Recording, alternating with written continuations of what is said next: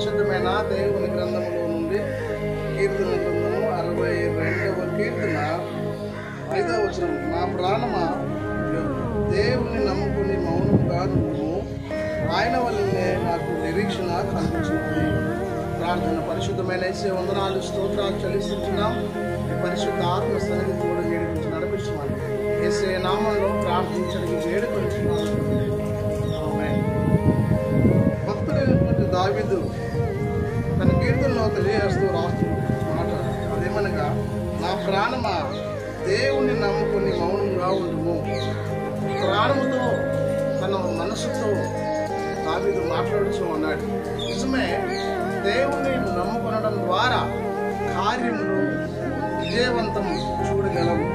అంత మాత్రమే కాదు, కానీ మౌనంగా ఉండుట అనగా మౌనము దేవుని మాటకు లోబడే స్వభావం కలిగినటువంటిది.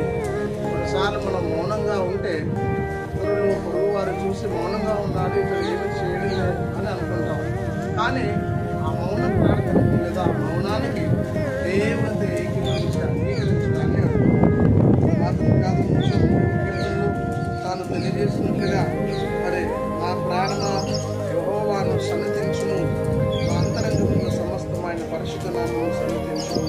నా ప్రాణమా యెహోవాను సన్నతించును, ఆయన చేసిన నేను దేనిని మరొక మనసు సెలవిసిన మాట మనం చూస్తాం. కాబట్టి నీవు నేను కూడా దేవుడు మేలు చేయగలిగినప్పుడు దేవుడు మౌనంగా ఉండి కనిపెట్టుకుని ప్రార్థన చేసి విజయము పొందే ఇలాగా ఉన్నట్లు పరిశుద్ధాత్మ దేవుడు మనందరినీ ప్రేరేపించి నడిపించి ఆమె పరిశుద్ధుడా ప్రేమ గల తండ్రి వందనాలు స్తోత్రాలు చెల్లిస్తున్నాం.